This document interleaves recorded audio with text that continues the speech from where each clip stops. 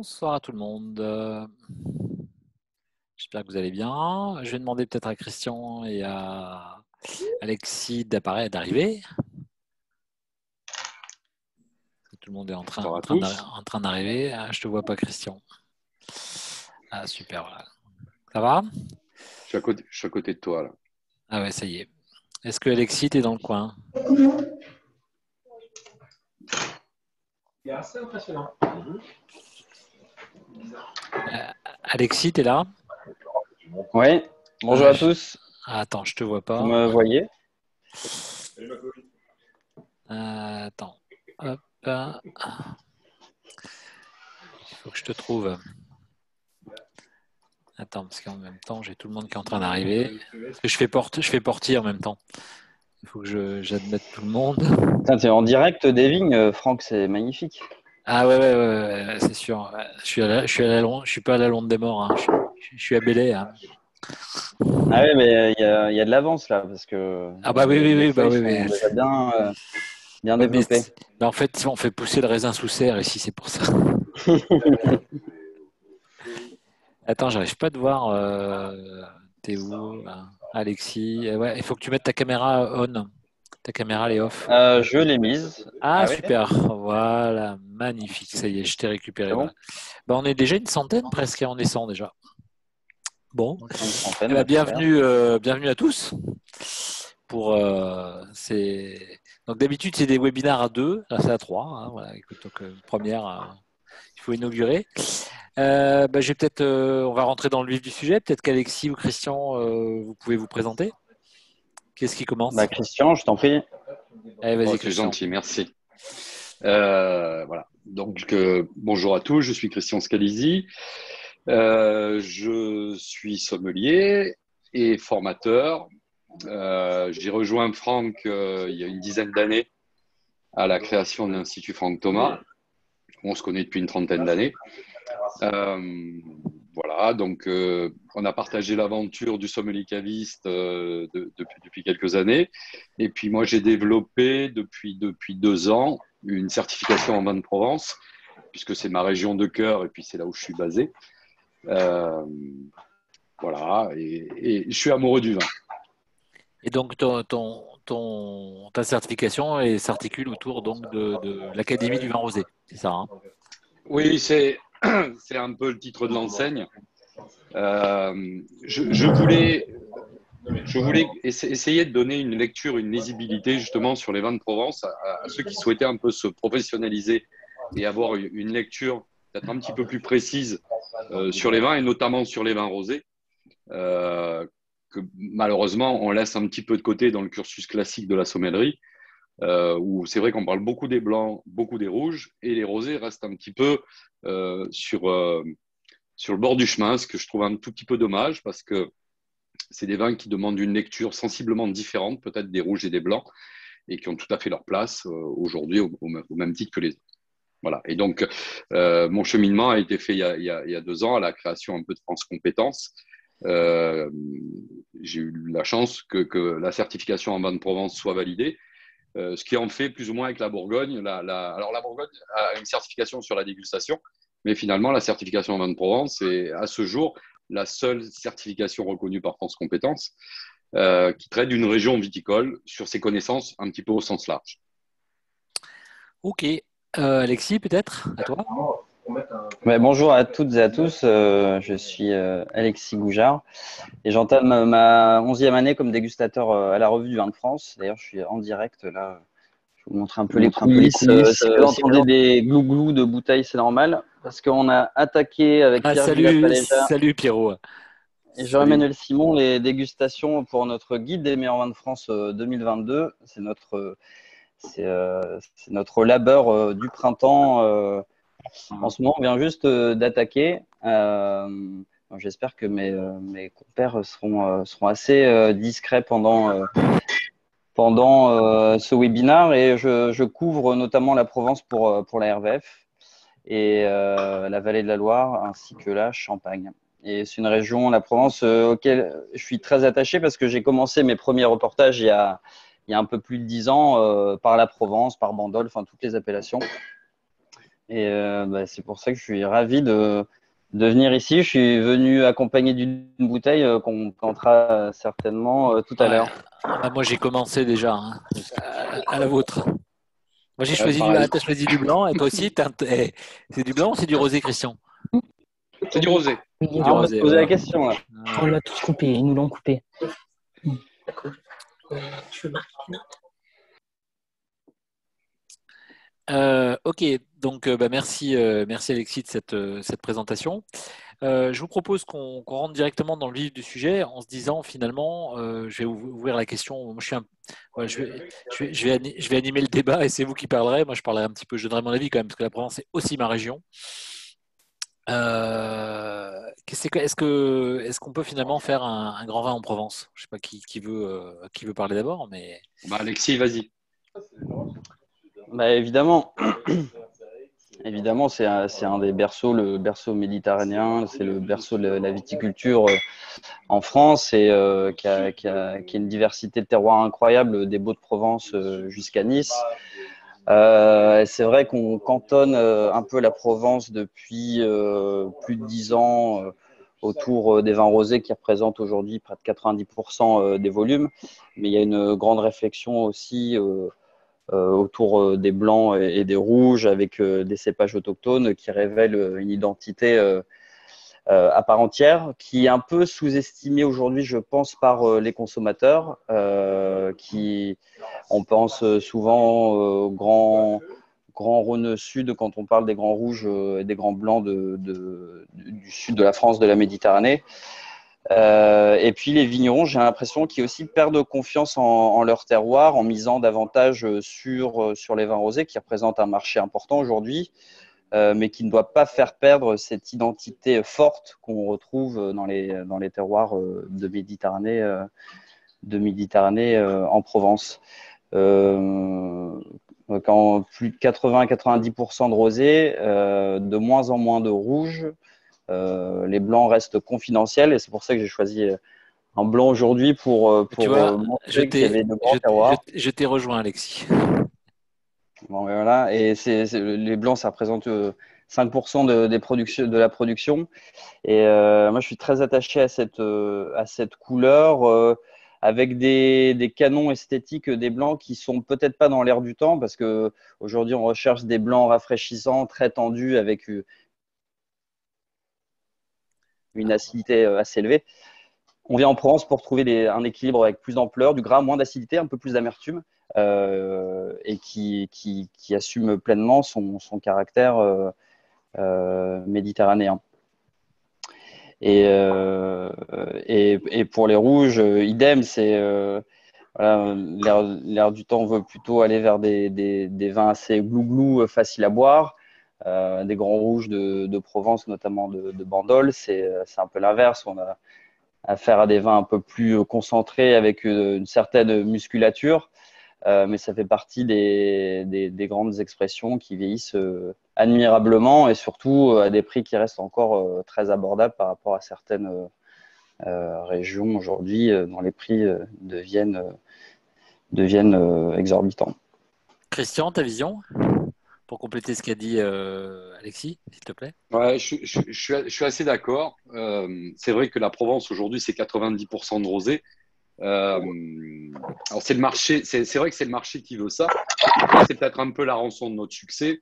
C'est-à-dire qu'on a beaucoup misé sur la recherche sur le rosé et sur la viticulture en rosé. Donc effectivement, on ne fait que récolter ce qu'on a semé et les choix qui ont été faits il y a quelques années. Ce qui est plutôt assez judicieux. Je rejoins Alexis sur les rouges. On connaît tous les grands bandoles rouges. On connaît l'expression du Mourvèdre sur les grands terroirs de Bandol. Après, c'est vrai qu'en complément, malheureusement, souvent ce que disent les vignerons, c'est qu'ils n'ont pas assez de place pour faire des rouges. C'est-à-dire que leurs clients, quand ils viennent acheter du rosé. Et c'est vrai que les rouges restent un petit peu orphelins et se vendent moins. Parce que c'est vrai, quand on veut acheter des rouges du Sud, on va aller en Languedoc. Le client va aller en Languedoc, il va aller dans la vallée du Rhône et n'aura pas forcément le réflexe de la Provence qui est très attaché, qui est très connoté sur les rosés. Alors, c'est vrai qu'on parle des bandoles. Moi, j'ai été étonné ces dernières années avec avec des terroirs un petit peu plus nordiques. Tu parlais des Baux-de-Provence, qui est un terroir extraordinaire. Mais c'est vrai que sur les hauteurs du Var ou sur les contreforts du Massif des Morts, sur les parties un peu nord des appellations, c'est-à-dire qu'à Bandol, on a une connotation avec une influence maritime qui est très importante. Mais dès qu'on passe de l'autre côté du Massif des Morts ou qu'on remonte au-dessus, proche de la Sainte-Victoire, on a des terroirs qui sont très frais et avec des interprétations des rouges qui sont vraiment intéressantes. Voilà, il y a une vraie réflexion. Alors, il y a une réflexion globale sur les rosés, évidemment, on y reviendra. Mais sur les rouges, moi, j'aime beaucoup la réflexion qu'ont beaucoup de vignerons, et notamment sur les modes d'élevage. Voilà, il y a une vraie réflexion qui les transforme. C'est-à-dire qu'on a tendance un petit peu à laisser de côté l'utilisation des barriques, des contenants un petit peu plus petits, pour essayer d'aller rechercher la pureté du terroir sans aucun peut-être artifice. Et il y a un vrai intérêt. Voilà. Au dos du Massif des Morts, sur les secteurs de Draguignan, notamment dans les coteaux varois, il y a un énorme potentiel sur les contreforts de la Sainte-Victoire.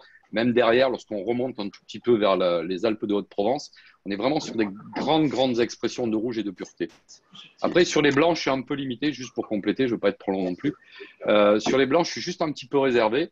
Le rôle a fait une arrivée importante dans les années 90 en Provence. Sur certains terroirs, notamment proches de la mer, on y voit un peu des limites. Souvent, ce qu'on va reprocher au rôle, c'est d'être un petit peu généreux, d'avoir des excès de rondeur, quelquefois même un petit peu pâteux. Est-ce qu'on n'est pas dans les limites du rôle? Voilà. Est-ce que peut-être en Provence, il ne serait peut-être pas intéressant d'élargir la réflexion? Si José, il a peut-être le mauvais rôle à ce moment-là. Mais bon. C'est à peu près ça. Ouais.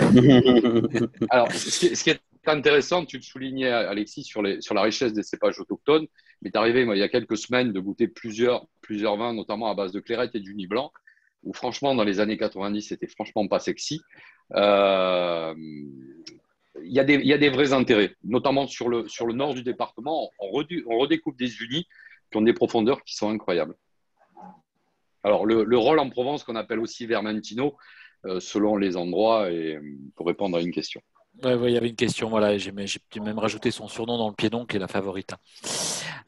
Ok, si on rentre un petit peu, puisqu'on a quand même ouvert le débat sur les rosés, moi j'avais envie de vous lancer une question, chers amis spécialistes de la Provence. Le rosé, garde ou pas garde? Là, l'effet Covid avec on va dire le ralentissement des ventes depuis un an vont pouvoir permettre à plus d'un d'entre nous de voir justement le potentiel de garde. Et je pense qu'on pourra être surpris après notamment un an de bouteille de la tenue de certains vins. Alors si la matière première le permet. L'ennui, c'est qu'il y a beaucoup de rosés qui sont faits pour être bu et pissés dans l'année. Donc, on accélère la vinification, on utilise les bonnes levures qu'il faut pour faire sortir les tioles, pour que le vin soit très aromatique, très séduisant dans les 6 mois pour l'été, parce que c'est une consommation saisonnière, parce qu'il faut que ça plaise aux touristes. Et après un an de bouteille, en général, on peut être déçu et que le vin se casse la gueule. Les vins les rosés qui sont réfléchis avec une certaine matière, une vinosité, récoltés à bonne maturité et pas en sous-maturité pour avoir une pleine expression, on peut être surpris. Enfin, nous, on a déjà fait l'expérience, on est convaincu de ça, que notamment un bon Bandol sera meilleur après un an de bouteille, parce que forcément, le choc de la mise en bouteille a eu une influence sur le vin. Il a besoin de quelques mois pour se poser, se révéler. Et après un an de bouteille, le Mourvèdre est un cépage qui est assez réduit au départ, et cette aération, ce calme en bouteille va lui permettre de se révéler pleinement. Après, est-ce que c'est sa vocation de vieillir 5, 10, 15 ans? Je ne suis pas sûr. On a de très belles expressions de rosé du château Sainte-Anne à Bandol. C'est vrai qu'on cite souvent Bandol, mais c'est dans cette appellation où je trouve le plus de rosés intéressants qui peuvent être taillés pour la garde et qui évoluent, qui se posent. Alors, on n'a plus la fougue aromatique florales, d'agrumes de la jeunesse, mais on se pose avec des profils aromatiques plus épicés, plus safranés, plus doux, plus de marmelade et avec une texture vineuse qui au vieillissement peut faire penser à des beaux blancs, méditerranéens et qui ont un réel intérêt à déguster. Après, est-ce que c'est la vocation du rosé d'être mis en cave et de vieillir comme un rouge et un blanc? Je me pose encore la question. En tout cas, ça concerne un très faible volume des vins qui sont faits de cette façon en Provence. Christian? Ouais. C'est vrai que la première question, c'est ça en fait. Est-ce que ça a un intérêt? Est-ce que le consommateur et même les professionnels ont envie de mettre des rosés dans leur cave à une époque où on a des difficultés à garder les vins? Est-ce que ça a du sens? À mon sens, pas trop. Et puis après, on a tous des rosés qu'on a gardés 2-3 ans dans notre cave qui ont un potentiel de garde intéressant. L'autre question, c'est est-ce que finalement on a envie de les boire? Est-ce que ça en fait pas des vins qui sont des fois un petit peu trop compliqués, qui demandent des mises en œuvre et des accords mets-vins qui sont là aussi très compliqués? Est-ce que c'est la vocation? Je suis pas persuadé. Après, Alexis, tu soulevais un sujet qui est juste, c'est est-ce qu'on les vend pas trop tôt? Là, je suis complètement d'accord. C'est-à-dire, alors, on n'est pas en train de parler d'années, mais ne serait-ce que 2 mois. Tu vois, alors je parlerai pas de Bandol, enfin je parlerai pas de Bandol. Il y a un truc à Bandol, c'est qu'ils ont du Mourvèdre. Le Mourvèdre, tu l'as bien résumé. Le Mourvèdre, ça commence à être bon au bout d'un an. C'est-à-dire que quand finalement consommateurs ou les professionnels arrêtent de vendre les millésimes que l'on vient de faire au profit du nouveau qui va arriver, c'est un peu la course à l'échalote qui n'a pas de sens. Le Mourvèdre commence à se révéler. Le souci, c'est que le marché, juste ou pas juste, les veut plus, ce qui est dommage et ce qui est injuste. En revanche, sur le marché des Provences, oui, on les vend un petit peu trop tôt. C'est-à-dire que leur sortie le 1er décembre, la mise en marché le 1er décembre, qui suit la récolte, c'est-à-dire 3 mois après la vinif, fait des vins qui sont… c'est quasiment du Beaujolais Nouveau. Hein. Ouais, c'est ça. En fait, ils sont carrément prématurés. C'est-à-dire que tu es vraiment dans le registre du primeur. Et ça n'a pas d'intérêt. Et puis on se rend compte, enfin moi je le vois assez souvent, des vignerons font des mises, des toutes petites mises au mois de novembre, 15 novembre. Le problème, c'est que ces vins, tu vois, ils vont même pas jusqu'à l'été. Au mois de février, tu te rends compte que les vins sont déjà fatigués. Alors que si on avait peut-être un tout petit peu la patience aussi de ne faire que des mises, les mises majoritaires qui vont être faites au printemps, c'est-à-dire février, Tu parles mars, de mise, avril. c'est mise en bouteille, hein, je traduis. Mise en bouteille, ouais. Mise en bouteille des rosés. Si vous goûtez des rosés mis en novembre et les mêmes cuvées mises en février, mars, avril, on n'a pas du tout les mêmes vins. Les vins sont beaucoup plus aboutis, les trames aromatiques sont en place. C'est-à-dire que tu parlais des thiols aromatiques, les thiols se sont un petit peu apaisés et commencent à se combiner avec le profil aromatique. Voilà, moi je le vois, on en parlera peut-être un petit peu plus après, mais les dénominations de terroir qui ont été créées en Provence, les 5 DGC, où il y a vraiment une volonté déjà de viticulture, de terroir, ce sont des vins qui commencent à se révéler juin, juillet, c'est-à-dire 8 mois après la vendange, et qui sont juste extraordinaires. C'est-à-dire que là, en ce moment, on déguste des 2019 dans les dénominations de terroir. Ça veut dire qu'on a une volonté de faire passer le terroir avec des vins qui demandent un petit peu plus de patience.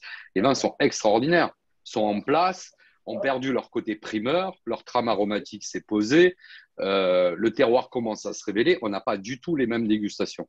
Alors, effectivement, si on pouvait avoir un tout petit peu de patience et pouvoir décaler un peu le moment de dégustation des vins, on y serait tous gagnants et on perdrait ce côté primeur qui est simple, en fait. Je permets juste de rebondir sur la question d'un illustre inconnu alsacien qui s'appelle Romain Iltis. En effet, oui. Qui je fais un petit coup. Salut Romain. Salut Romain. Est-ce que le temps de macération ne joue pas aussi dans le potentiel d'expression des rosés?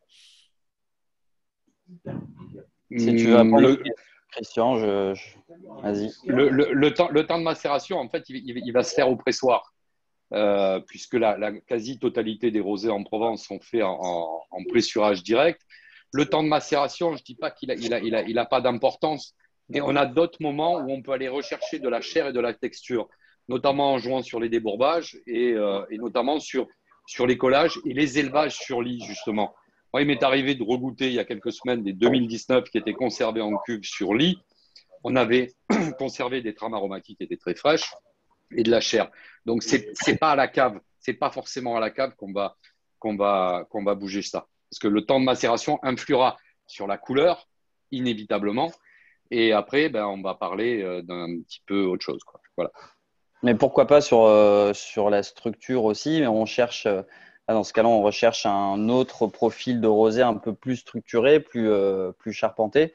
Mais j'aime bien comparer les rosés en pressurage direct avec les blancs de noir de Champagne, qui sont faits avec des raisins noirs, mais qui, pressés directement, offrent malgré tout une structure du pinot noir, notamment en Champagne, une structure, une dimension vineuse qui peut permettre d'obtenir de l'ampleur et puis une longévité pour la garde. Encore faut-il, il faut prendre le problème avant, c'est d'avoir une belle viticulture évidemment et de récolter le raisin à une certaine maturité, une maturité aboutie pour avoir de la matière et de la profondeur. C'est vrai qu'on connaît depuis quelques années des années très solaires, très sèches, avec des degrés alcooliques qui montent en flèche, notamment les derniers jours juste avant la vendange. Donc il y a cette peur souvent de récolter le raisin trop mûr. Donc on préfère récolter souvent sous mûr le raisin pour rechercher une fraîcheur, une soi-disant fraîcheur, mais qui vient en fait d'une sous-maturité. Et ce qui fait que les arômes ne sont pas forcément aboutis. Donc on peut avoir de la fermeté en bouche, mais c'est pas une réelle fraîcheur, c'est un manque d'harmonie.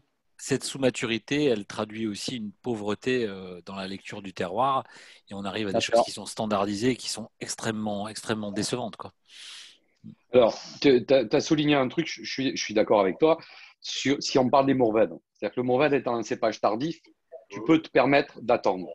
Le problème, c'est qu'en face, tu as le grenache. Si tu veux, enfin, si vous voulez, tout le monde, le Mourvèdre, c'est le cépage roi des vins de Bandol. Un Mourvèdre est un cépage tardif, il faut bien comprendre, c'est un cépage qui est taillé pour faire des rouges. On peut lui pousser ses maturités sans avoir forcément des degrés alcooliques très importants. En Côte de Provence, on sait que les vins, notamment en rosé, sont bâtis sur deux axes, le grenache et le cinsault. Le grenache qui apporte cette rondeur et le cinsault qui va apporter la fraîcheur. Le problème du grenache, c'est que ce n'est pas le récolter à sous-maturité. C'est-à-dire qu'il y a une maturité pour faire des rouges et il y a une maturité pour faire du rosé. Si on pousse les maturités sur les grenaches en rouge, le problème, c'est qu'on va prendre du sucre et de l'alcool. Et on va faire des vins qui vont être vineux et qui vont perdre la totalité des bonnes acidités qu'ils peuvent garder. Quant au cinsault, c'est vrai que selon les terroirs, on arrive à bien le maîtriser, mais la lecture des maturités, et encore une fois, n'est pas tout à fait la même. Je pense qu'il est très difficile d'aller chercher de la chair, notamment en pressurage direct, avec des grenaches et du cinsault, ce que tu peux faire sur des Mourvèdres, par contre, ou des Syrah, par exemple, qui sont plus tardifs. Mais c'est vrai qu'il y a une réelle réflexion à avoir sur les cépages. Est-ce que le grenache est encore approprié en Provence? Ce sont des cépages qui montent très très haut dans les tours en alcool et bon, il y a des initiatives de mettre un peu de blanc, justement, de raisin blanc pour rafraîchir les assemblages de rosé, que je trouve plutôt judicieux, et puis de revenir à des cépages anciens comme la counoise ou le tibourin, qui sont une piste de réflexion intéressante. Alors, je voyais une question passer sur le tibourin. Sur le tibourin, oui. Le tibourin, qui peut être un J'en pense beaucoup de bien, en tout cas. Je trouve ça top. Ouais, moi aussi, mais le problème, c'est qu'on a…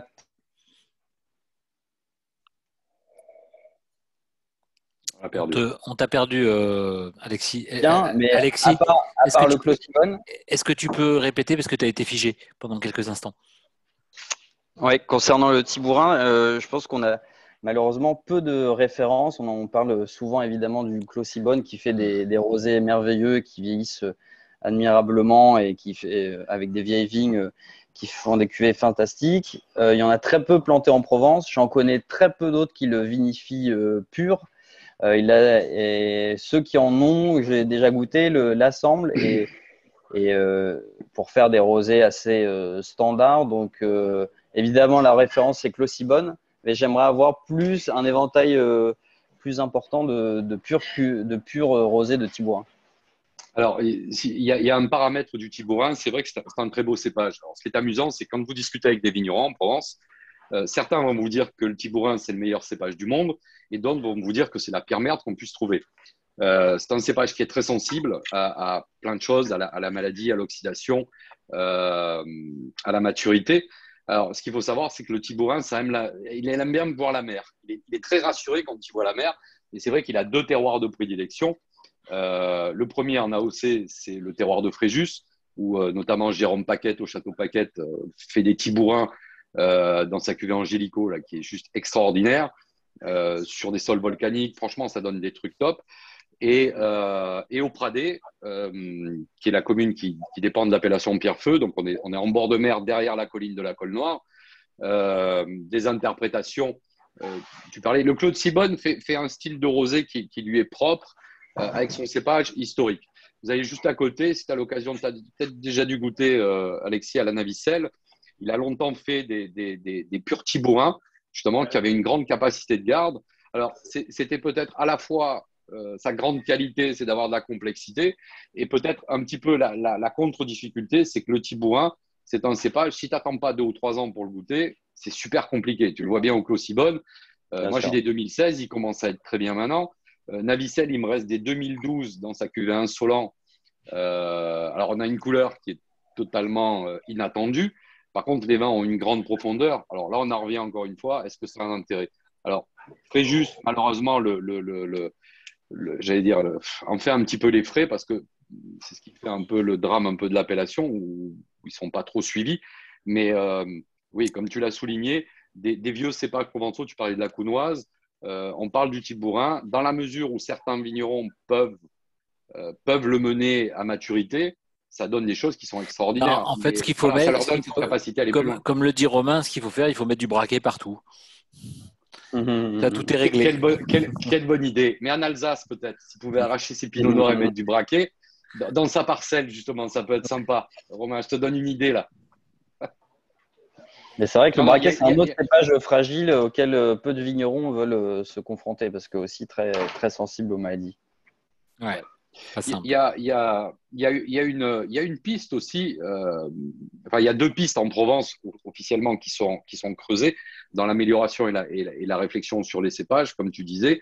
Bon, la première, c'est l'irrigation. Ça, on ne peut rien y faire. Tous les vignobles sudistes se posent cette question-là. Donc, il y a des réflexions qui sont entreprises là-dessus. Moi, j'y vois une chose que je me rends compte de plus en plus depuis 7-8 ans. Il y a une vraie réflexion sur la viticulture. Alors, pas seulement de passer au bio ou pas passer au bio. Je veux dire, la Provence a bien accentué et a bien pris ce chemin vers le bio.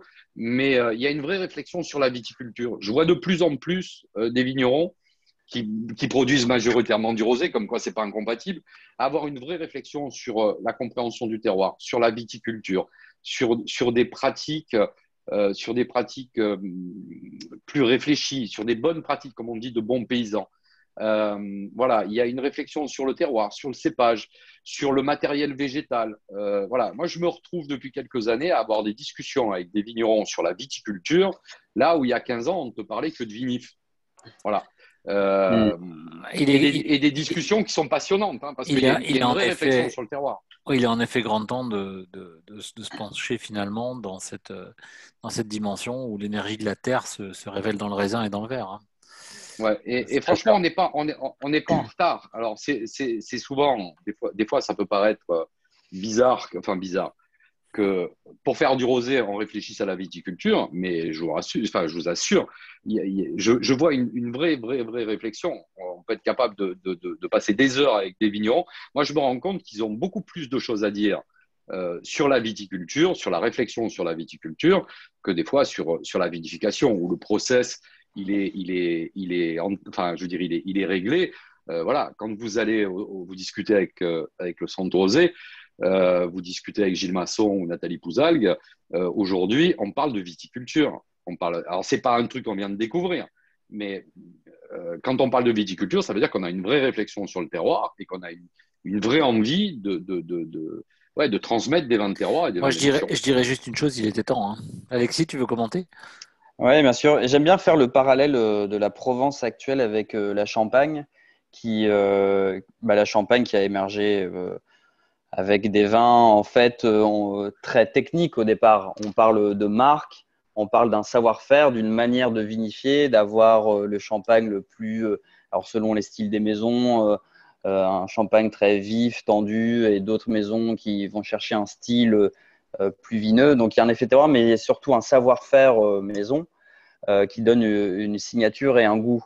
En Provence, c'est un peu la même chose de ces dernières années. C'est vrai qu'il y a eu de grosses recherches techniques en vinification pour avoir telle ou telle couleur, tels arômes tiolés, tel profil aromatique. Et en Champagne, depuis plus de 10 ans, il y a une réelle question maintenant sur l'identité du champagne, des questions sur la viticulture pour exprimer autre chose qu'une marque ou un effervescent. Parce que dans le monde entier, la concurrence pousse en matière d'effervescent et la Champagne renoue avec davantage de vins de terroir. Il y a encore beaucoup de boulot, mais il y a une vague notamment de jeunes qui arrivent et qui sont amateurs de vin et qui veulent chercher une dimension de terroir en Champagne. Et je dirais qu'en Provence, ces dernières années, le rosé va plutôt bien, les ventes se portent bien, hormis cette dernière année spéciale Covid. Mais c'est quand tout va bien qu'il faut se poser les bonnes questions. Quelle est l'étape d'après? On a bien fait le boulot à faire des vins très cadrés, très techniques, parfois techno. Quelle est l'étape d'après pour que nos rosés aient une réelle identité provençale? Alors, il y en a qui l'ont, mais ça reste à la marge. Quand on goûte des centaines de rosés, je peux vous garantir qu'il y en a beaucoup qui se ressemblent. Et la concurrence mondiale du rosé pousse parce qu'on consomme du rosé à travers le monde de plus en plus. Et il faut que la Provence reste le fer de lance qui a fait sa renommée ces dernières années. Il me paraît essentiel que la Provence ait une longueur d'avance pour renouer avec un vin rosé plus identitaire de son terroir. Alors, je ne dis pas qu'il faut renier le rosé. Il faut toujours faire évidemment avoir cette optique de grand rouge et de grand blanc, mais vraiment travailler sur cette identité de rosé. Quand on met le nez dans le verre, on se dit tiens là déjà on est en Méditerranée, Provence. Aujourd'hui, entre la Provence, le Languedoc, le Roussillon, cet arc méditerranéen, bon courage. Toujours, il y a des exceptions, mais bon courage pour essayer de reconnaître le terroir d'un rosé. Christian, il y a une petite question que je te transmets. Vendange à la main ou machine?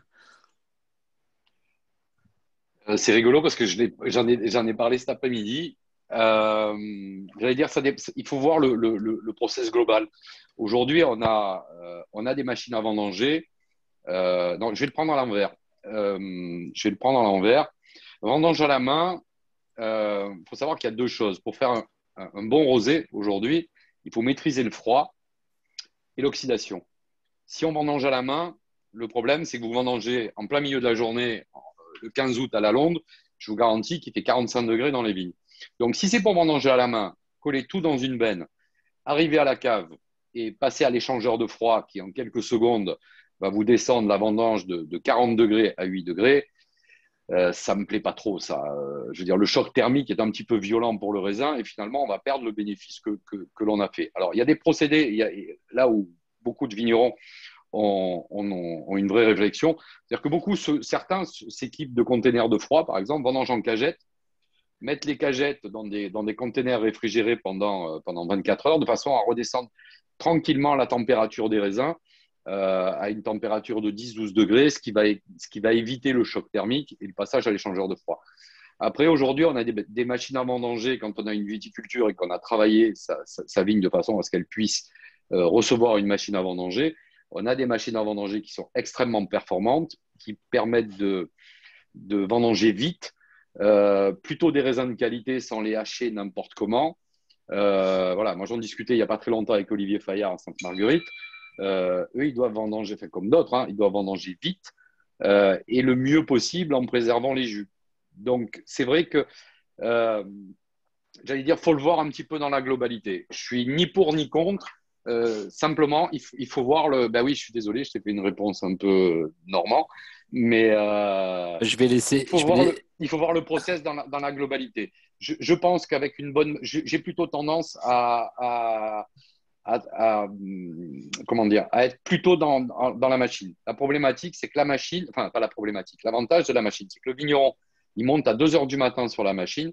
À 7 heures, les parcelles qu'il doit ramasser sont ramassées et sont dans la cave. Le problème des vendangeurs, ici, enfin pas ici comme ailleurs, vous ne les faites pas travailler la nuit parce que déjà, c'est une vraie crise des vendangeurs.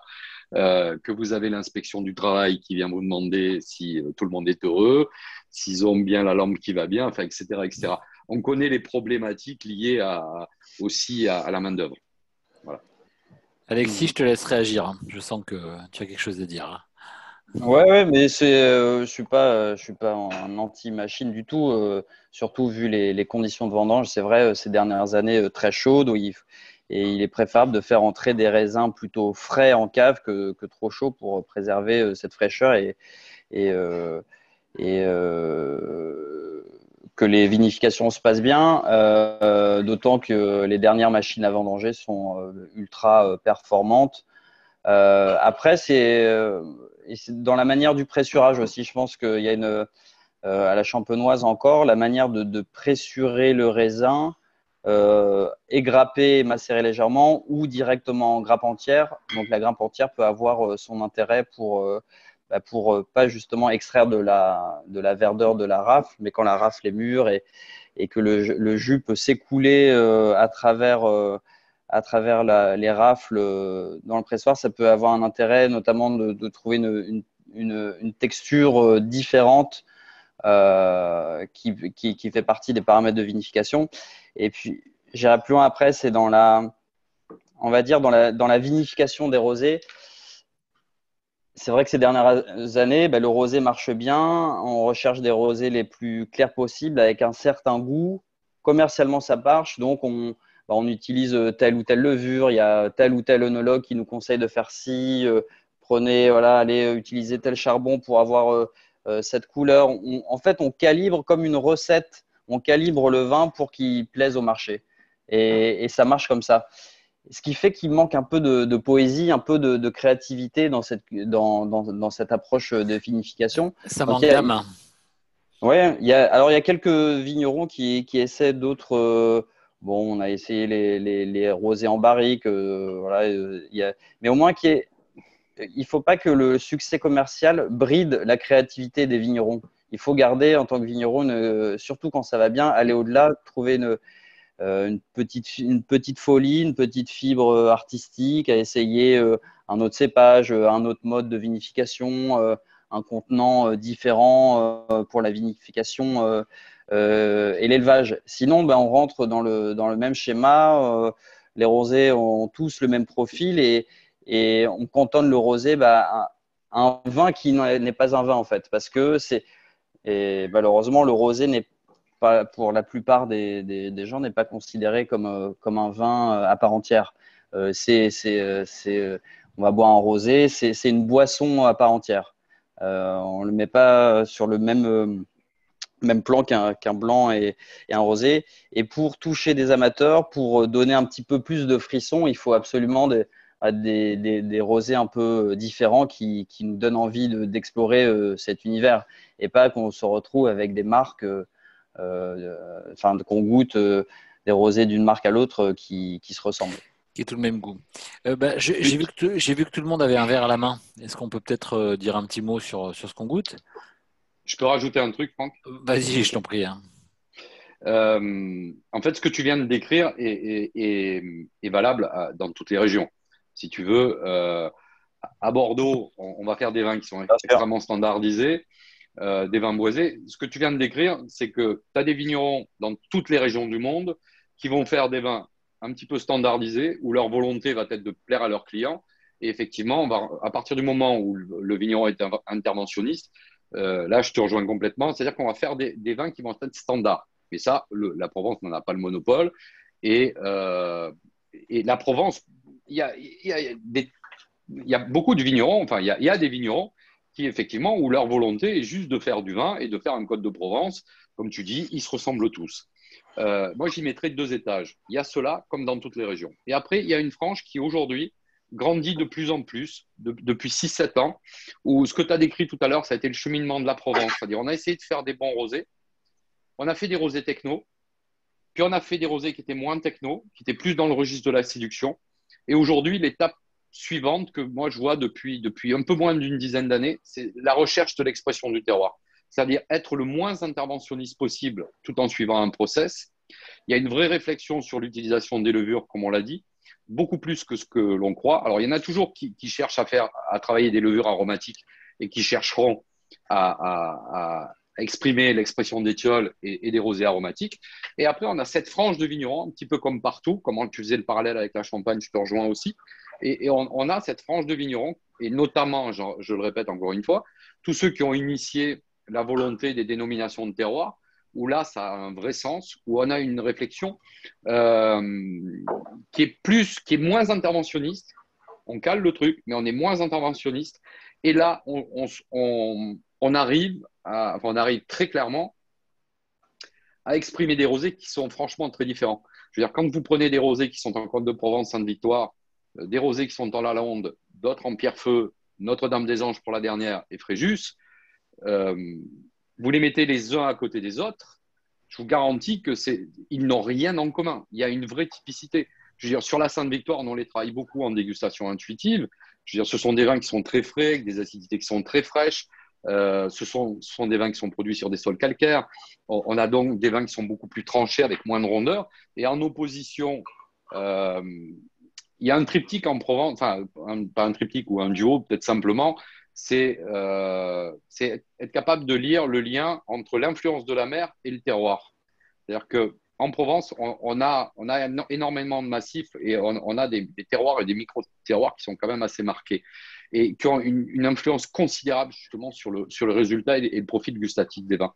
Voilà. Donc, ce que je veux dire, c'est que intéressez-vous à ce que les vignerons font dans les dénominations de terroir et vous serez tous capables d'avoir une vraie différence par rapport à ça. Voilà. Il y a un vrai chemin qui est initié, il y a une vraie réflexion qui est faite avec ça. Moi, je sais que je l'ai poussé un petit peu à l'extrême, cette recherche, et je te garantis que j'ai une vraie lisibilité, que ça soit à l'aveugle. Je veux dire, moi, je travaille beaucoup sur la certification Provence. La totalité des stagiaires qui suivent à l'issue sont capables, lorsque je leur donne à la fin un vin à l'aveugle, d'être capables de me dire si c'est un Lalonde, si c'est un Pierrefeu, si c'est un Notre-Dame-des-Anges ou un Fréjus. Ce qui veut dire qu'il y a une vraie lisibilité. Mais pour ça, il faut une volonté. Ça veut dire qu'il se passe quelque chose. Est-ce qu'on parlerait un petit peu des vins qu'on est en train de déguster? Qui est-ce qui commence? Vas-y, Franck, toi, tu trépignes avec ton verre depuis tout à l'heure. Ouais, moi j'ai fait autre chose, j'ai fait mieux que trépigner. Donc moi j'ai choisi un. C'est un grand, gigantesque classique de la Provence. Hein. Mais en fait, j'ai découvert ce vin, moi, j'étais en formation de sommelier en 92. Et donc, on a eu la chance de manger dans la cuisine avec le monsieur Rougier.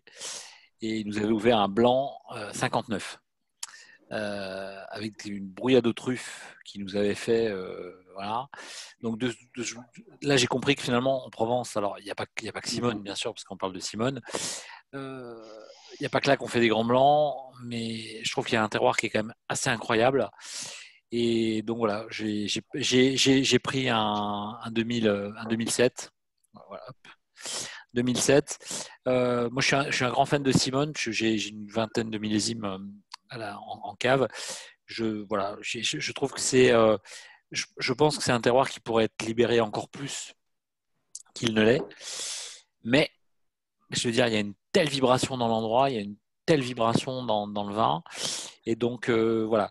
Moi, j'aime toujours dire que Simone, finalement, en particulier sur les blancs, voilà, il faut 4-5 ans pour que ça commence à causer et à parler. Et après, quand on rentre dans cet âge de sagesse, moi, je suis un grand amateur du vieux vin. Je trouve que les vieux vins, ils rentrent dans l'âge de la sagesse, ils sont capables de délivrer un message d'apaisement. Ils ont dépassé la fougue du fruit et de cette adolescence. Et je trouve que c'est là vraiment où le terroir se révèle. Donc Simone, c'est l'appellation de palette, c'est la particularité sur des vignes exposées nord, avec une grande majorité de clairette, où il y a aussi plein. On parle beaucoup, maintenant on est dans un vieux retour de la complantation. Mais Simone, c'est une complantation historique ancienne, puisqu'on retrouve même des pieds de furmint, enfin on retrouve toute une variété de cépages anciens. Voilà, et c'est donc 2007, moi, me séduit par son évolution. Bon, malheureusement, j'en ai quelques bouteilles en cave. On en a défait une avec Christian il n'y a pas longtemps. Il y a des gros écarts d'une bouteille à une autre. J'ai de la chance ce soir d'être sur une bouteille qui est très juste, qui est très, très prometteuse. Et c'est un vin qui est loin d'être éteint, puisque j'ai eu le bonheur aussi de réouvrir un 90 il y a une quinzaine de jours, qui était assez incroyable. Voilà. Donc Simone, moi, c'est un de mes grands coups de cœur en blanc, un classique. Et je trouve que le potentiel du vin est à 70-80. On pourrait faire encore plus grand si on avait un tout petit peu plus de conscience. Voilà, sans jugement, hein, mais ressenti de cœur. Les rosés de Simone, c'est des rosés puissants, des rosés charnus. Voilà, un peu moins convaincu sur les rouges. Voilà, c'est mon retour personnel, mais en tout cas voilà, c'est. Et puis il y a pas à Palette, il n'y a pas que Simone, hein, il y a aussi d'autres personnes qui font bon. Voilà. Ouais. Voilà, en tout cas, J'étais à Crémade il y a quelques semaines. C'est exactement ce que tu décris. Enfin, moi, je suis assez fan de leur vin aussi. Ouais. Peut-être un petit peu plus accessible, mais tu parlais de vibration des lieux. Ouais. Comme ailleurs, hein, mais là, c'est vrai que c'est top. Voilà, mais c'est vrai que bon voilà, je suis. Il y a des millésimes où il y a des passages à vide à Simone, mais en fait, cette bouteille de cette là, elle goûte vachement bien. Ouais. Qui c'est qui veut causer? Vas-y, Très beau Alexis. vin, ouais, très beau vin. Moi aussi, je suis un fou de Simone et c'est vrai que c'est un terroir privilégié pour les blancs, exposé au nord avec le calcaire spécifique de l'Angers et surtout cette complantation de très vieilles vignes qui peut faire la différence et qui donne une émotion, une force supplémentaire certainement au vin. Et c'est vrai que bon, la famille Rouget travaille depuis longtemps de manière très classique, de manière très soignée. On contrôle bien les choses, donc on fait des vins magnifiques, mais on sent il y a encore une clé à ouvrir pour que le vin soit totalement débridé Ouais. et nous offre encore plus de poésie. Et je dirais qu'en fait, tu as dit le mot hyper juste, Alexis, c'est qu'il y a peut-être un tout petit peu trop de contrôle. Il n'y a pas Oui, bien sûr. il y a pas une prise de risque ou une libération un alignement entre l'homme et le lieu, quoi. C'est vrai. Et la prise de risque, c'est une des clés pour procurer de l'émotion dans un vin. Et moi, j'ai choisi un vin justement où il y a eu beaucoup de prise de risque et pas mal.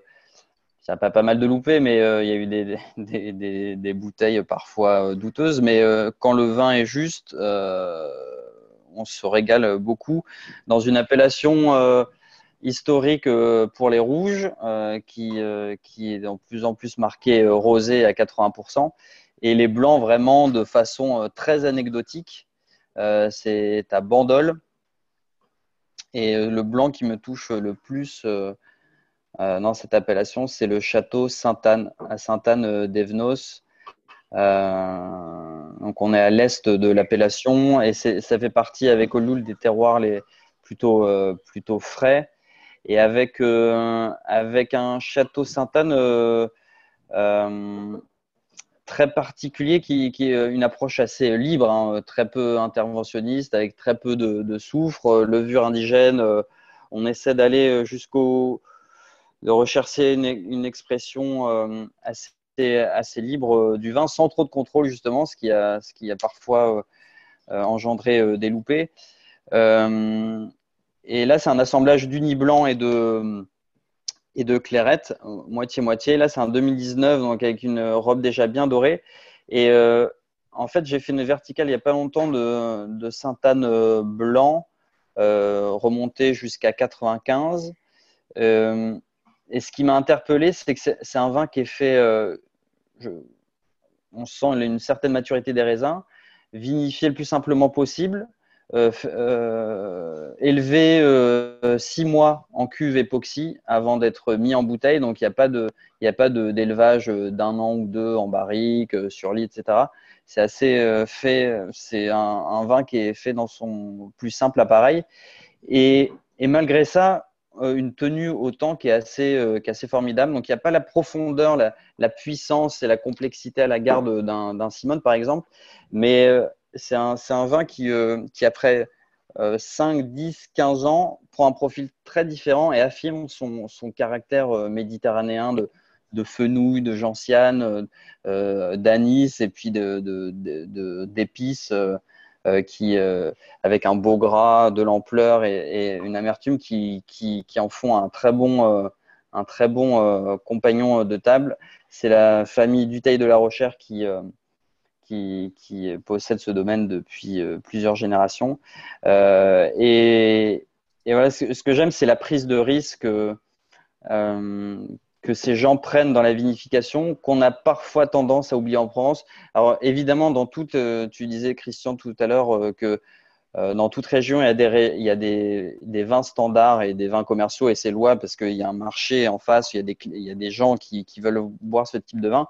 Mais je couvre d'autres régions, notamment la Champagne et la vallée de la Loire, où je sens un peu plus de prise de risque dans la viticulture, les vinifications qui donnent une autre dimension au vin, un peu plus c'est pas de laisser aller, mais de lâcher prise et qui procure un peu plus, avec des vins qui procurent un peu plus d'émotion qu'en Provence, qui reste assez. Non, mais la prise de risque, je l'ai entendu dans un domaine que tu connais bien, que je ne citerai pas, hein, qui est à Bandol.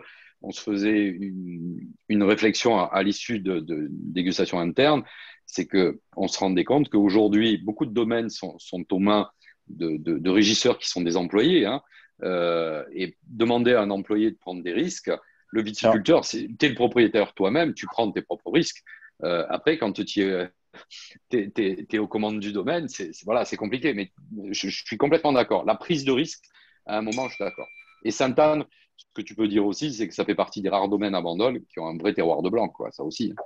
Bien sûr. Ouais, c'est juste dans le prolongement de Feu, la Lailière.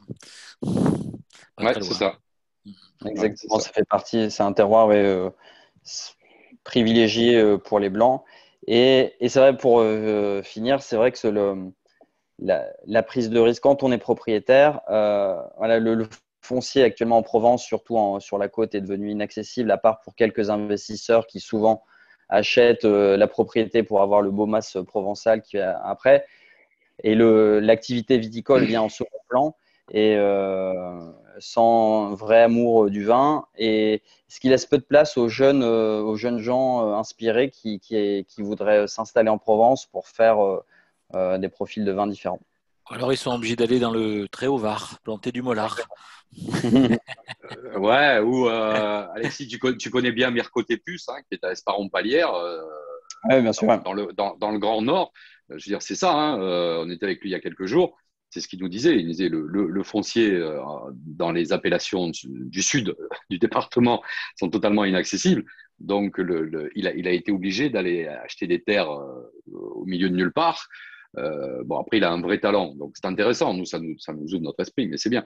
Il en manque un, hein, quand même, pour compléter le trio là, dans les très grands vins blancs de Provence. C'est Roselyne Gabotti, quand même. Il y a Romain qui nous parlait, oui, bien sûr. Bah oui. Ouais, il a dû le lire dans un livre, je pense, mais bon, je ne sais pas s'il connaît vraiment. Mais non, Roselyne Gabotti produit. Après, on en parlait avec elle. Elle est dans l'endroit le plus froid du département. Voilà. Elle s'en cache pas. C'est ce qui fait aussi peut-être un peu la qualité de ses vins. Et voilà, c'est un des rares domaines en Provence où on est capable de faire une verticale sur 30 millésimes. Ça tient la route. Où les vins sont juste magnifiques, à part des accidents de bouteille, comme tu le disais tout à l'heure. Mais voilà, c'est une combinaison climat, terroir. Puis, alors, ce qui est assez amusant, c'est quand tu discutes avec Roselyne et tu lui dis c'est quoi ton secret, elle te dit j'en ai pas. En fait, je fais rien. J'en fais le moins possible pour essayer de révéler les choses les plus naturelles. Elle joue de la musique aux vignes. C'est ça. C'est ça, exactement. Mais non, mais c'est ça. Enfin, voilà. Et qu'est-ce que tu bois, bon, moi, alors, si j'avais emmené autre chose que du rosé, vous l'aurait fait remarquer. Puis On c'était pas t'aurait possible. charrié, ouais. Voilà. Et le problème, c'est qu'à un moment, il a fallu faire des choix. Et faire des choix, c'est difficile parce que je serais bien monté avec toute ma cave. Alors, on disait tout à l'heure, un vin qui nous touche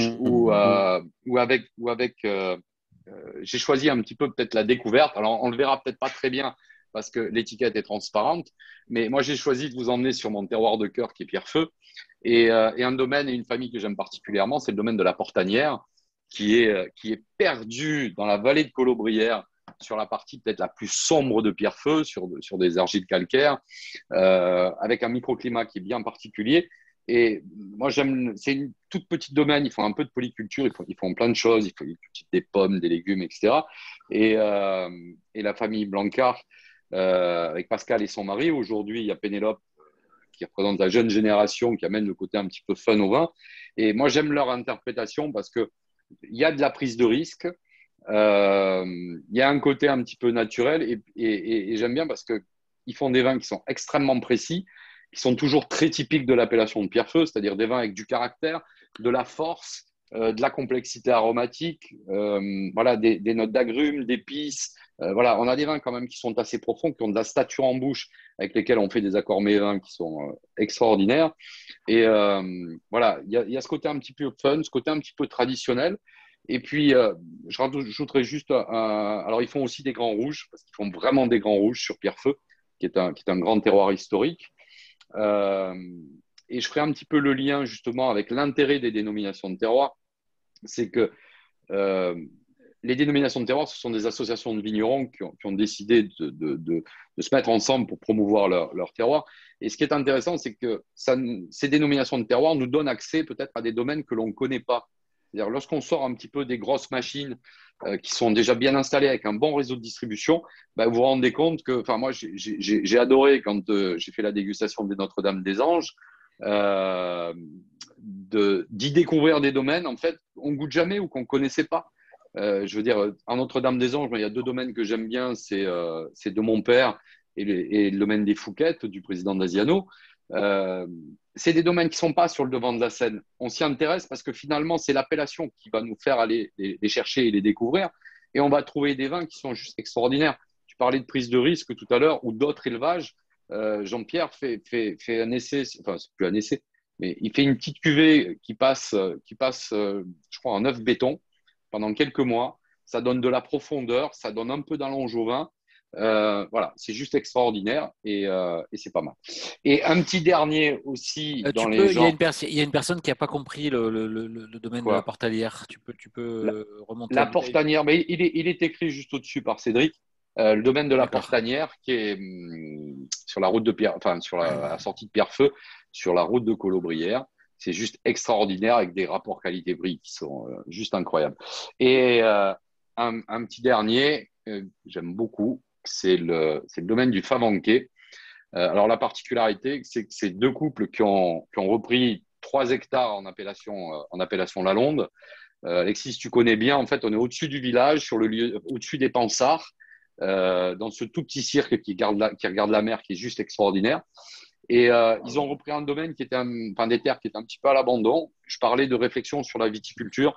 Ils se sont vraiment posé des vraies questions sur choisir quel cépage, quel type de greffe, quel type de viticulture. Enfin voilà, ils se donnent du mal.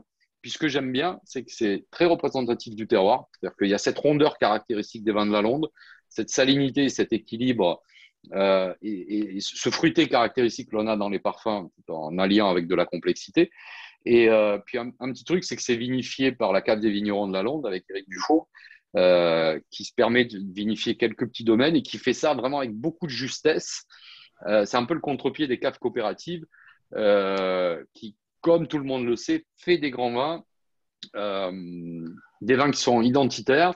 Et puis voilà, on fait des vins un petit peu haute couture comme ça, avec une vraie viticulture où les coopérateurs ne sont pas juste que des gens qui amènent des raisins à la copée et qui se font payer au degré ou au kilo. Voilà. En 5 minutes, on va se faire découper en rondelles si on ne dit pas un mot sur Cassis et Bandol. Cassis et Bellay, pardon. Qu'est-ce qui veut dire un mot sur les blancs de Cassis? Moi, je veux bien, je suis plutôt à l'aise avec ça. Et puis Alexis, tu feras Bellay? Allez, avec plaisir. T'as 2 minutes. Ok, je suis un peu dubitatif sur l'appellation Cassis. Je pense qu'à un moment, ils ont fait des choix. Ça, ce n'est que mon avis personnel qui n'engage que moi et tout le monde a le droit de ne pas être d'accord. À Cassis, ils ont fait un choix qui pour moi est très discutable. C'est le choix d'avoir intégré la Marsanne, qui est un cépage qui est plutôt assez puissant. Et dans un endroit où on a besoin de fraîcheur, avec un terroir calcaire qui est extraordinaire, avec des embruns maritimes qui sont extraordinaires, je pense qu'on est capable de faire des très grands blancs. Je pourrais en citer quelques-uns, mais je pense à Sophie Cerciello, à Valbruyère, qui fait des vins extraordinaires. Il y a une production qui est assez confidentielle. J'aime bien Paternel pour ce qu'il représente. Par exemple, je crois qu'il vinifie la moitié de l'appellation. Voilà, on est typiquement dans des vins qui sont assez faciles, qui sont gourmands, qui sont dans le registre de la séduction. Est-ce que j'ai un lien avec le terroir? Pas toujours, même si je les respecte et que je les aime profondément. Euh, voilà, j'ai du mal un petit peu, alors peut-être je suis passé à côté, mais j'ai du mal à m'enthousiasmer avec pourtant un potentiel qui est incroyable, incroyable, incroyable. Quand tu vois le lieu, tu te dis, Ouais, des fois, moi je partage ce que tu dis. Alors, il y a bien sûr des cuvées qui commencent à remonter, et je oui, pense qu'on a tous la même cuvée en tête, qui est tout au bord de la mer, à côté d'un restaurant connu, ouais, par exemple. par exemple. Ouais. Mais ouais, c'est quand tu vas dans le lieu, il y a une lumière, il y a une énergie, il y a un endroit incroyable, et des fois dans le vin, tu le retrouves pas ça. Ouais. Bah, ils font du vin avec le frein à main. Ils font du vin avec le frein à main. Voilà. C'est-à-dire que tant qu'ils contrôlent, c'est compliqué. Et quand ils commencent à libérer, ben, c'est intéressant. Mais voilà. Enfin, c'est facile de juger, hein, mais Ouais. voilà. Alexis, vas-y, 2 minutes sur Bellay. Ouais, c'est juste, on a très peu parlé de vin en fait, on a parlé dans les grandes lignes de la Provence, mais je voulais juste citer deux coups de cœur des bons rapports qualité-prix que j'aime dans une approche un peu libre. C'est la cuvée Pomponnette, c'est le rosé du domaine de Sulose en Coteau d'Aix. Fringant, facile à boire, assez vivant. Alors, parfois un peu trop, parfois avec un peu de gaz, mais il y avait une réelle sincérité de fruits que j'aime beaucoup. Et puis aussi les cuvées de Jean-Christophe Comor aux Terres Promises qui fait un peu le contre-pied de l'approche parfois techno qu'on peut avoir dans le coin. Et pareil, c'est jamais des vins parfaits, mais l'imperfection fait aussi leur charme et je suis attaché à ça. Et quant à Belay, bah, c'est une micro-appellation hein, sur les hauteurs de Nice, une soixantaine d'hectares, une dizaine de vignerons. L'ensemble, c'est plutôt d'un très mauvais rapport qualité-prix, hein, parce que il faut au moins compter une vingtaine d'euros pour se procurer Bon, la ah, moindre cuvée. c'est vraiment un avis de Parisien, ça. Il faut Hein. compter au moins une vingtaine d'euros jusqu'à 60 euros pour se procurer une cuvée dans le coin. Bon, il y a Joe Sergi qui fait au Clos Saint-Vincent, qui fait un très bon travail pour faire rayonner le rôle, le Vermentino qui prend ici une identité vraiment à part avec beaucoup de puissance, d'ampleur et quand c'est réussi, une salinité qui ressort. Et puis la folle noire qui peut apporter une touche originale assez Ben, rouge et le braquet, bien sûr, pour les rosés qui donne ces notes moi, complètement improbables. je dirais regoûter le dernier millésime de Château de Bellay et de Château de Crémar. Alors, c'est loin d'être parfait encore, hein. Ça commence à bouger, ça commence à frémir. Bah, ça tombe bien. Je viens de les recevoir, donc ouais, je serais content d'avoir une mise à jour. Voilà, une micro-appellation. Et vraiment, le braquet, on peut faire des rosés à l'opposé des codes, des canons œnologiques actuels, mais qui ont un réel tempérament. Bon, on va arriver au bout de cette heure-là. Je vais juste prendre la parole pour vous partager juste 2 petites secondes le programme des prochains webinars. Je ne sais pas si tout le monde est passé en partage d'écran. Tout le monde voit mon écran ou pas du coup, non? Ouais, ouais. Vous voyez les dates? Ah, attends, je sais pas. Passage qui Il est faut pas avoir de possible. bons yeux, mais on les voit, ou un grand Ouais, écran. je vais essayer d'agrandir cette affaire-là. Voilà. Parce que la technique, c'est pas mon fort. Voilà, donc on se retrouvera dans une petite quinzaine de jours avec Loïc Pasquet du domaine Liber Pater à Bordeaux. Ensuite, début mai, on aura un petit voyage avec le docteur Marc Lagrange. On est en plein, j'espère qu'on sera sorti du Covid, donc je me suis dit que c'était sympa de faire un clin d'œil à la médecine et le vin. Voilà, avec modération quand même. Hein. Voilà. Le 20 mai, on aura un bel échange avec Olivier, du comité de la revue. Et on s'acheminera gentiment vers l'ouverture au mois de juin avec Jean-Charles Abatouche et Raphaël sur les cépages corses. Voilà. Bon, je vais vous laisser terminer. Je vais peut-être laisser un petit mot à Christian et Alexis pour clôturer.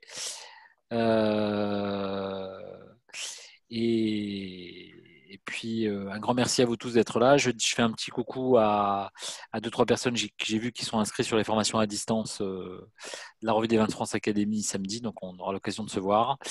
Voilà. Alexis, un petit mot de la fin. Christian aussi. Et puis, un immense merci à tout le monde d'être resté avec nous. Alexis, à toi la parole. Cognac Merci à toi, merci à toi Franck pour cette initiative parce que la Provence, on l'approche surtout par les rosés. Et là, en 1 heure, on a eu le temps de développer, je pense, différents aspects qui montrent le potentiel et puis la richesse de cette région où on peut trouver des vins de fort tempérament. Ça fait bien 8 ans que je couvre cette région et je m'éclate toujours autant à voir ces évolutions. Il se passe des choses et il y a de très beaux vins à mettre en cave. Je voulais citer aussi parmi les vins modestes et délicieux, domaine Borély-Martin au Maillon, qui font des très bonnes cuvées à moins de 12 € TTC en blanc et en rouge particulièrement. Le carré de l'or. À suivre de près. Voilà. C'est compliqué hein, chez eux, familialement, malheureusement. Mais c'est bon. Ouais. Merci Alexis. Un petit mot, Christian. Écoute, merci, hein, évidemment. Quelle bonne initiative. Merci de m'avoir invité. J'étais ravi d'échanger avec vous deux et puis d'avoir un tel public. C'était assez sympa. Voilà, j'ai essayé, pour ma part, d'essayer de faire passer ma passion pour la Provence. Je pense que elle est justifiée parce que c'est une région qui est passionnante avec des gens qui sont passionnants et qui est riche par son aspect culturel et puis son aspect de différents types de vins et avec une compréhension aussi du marché qui est assez unique. Et puis être capable d'expliquer que le rosé, c'est pas juste on le boit à l'apéro et que c'est un truc avec une marque dessus et totalement standardisé. Voilà, encore une fois, il y a une vraie réflexion dans les terroirs. Voilà. Et j'en profite juste pour lancer une invitation. Alexis, je sais que ton temps est précieux quand tu viens en Provence, mais qu'est-ce que j'adorerais t'organiser une dégustation sur les dénominations de terroir. Tu sais, je n'ai aucun intérêt, je n'ai rien à vendre, mais rien que de passer un petit peu de temps avec toi pour pouvoir discuter et te montrer peut-être un autre aspect. Après, tu en fais ce que tu veux. Mais voilà, moi, je pars du principe que pour pouvoir comprendre un vin, il faut connaître les codes. J'ai pas le droit d'être invité, moi, non. T'es pas prêt. Toi, t'es pas prêt. T'es pas encore prêt. T'es trop jeune. Je suis encore au rosé piscine, c'est pour ça. C'est pour ça. Mais voilà, être capable je disais, pour comprendre une région, il faut en connaître les codes. Voilà, moi j'aime bien discuter avec Romain, on en parlait tout à l'heure, parce que Romain a une vision qui est proche et au plus proche et voilà, et c'est souvent en discutant avec les gens et en discutant avec les gens qui sont sur place qu'on arrive à comprendre. Donc voilà, merci pour ce bon moment. Ouais, Bruno, je te fais un coucou aussi. C'est vrai que nous, on est passé dans l'ombre maintenant, on est passé dans le camp des vieillards, Bruno, donc on n'est plus opérationnel. Non, c'est pas vrai. Non, on vous garde tous les deux et les autres aussi. Bon, un immense merci à tous. On a un peu dépassé. Merci à tous. Voilà, et un grand bonjour à Pierre qui est à côté de toi et aux collègues de la Revue des Vins de France.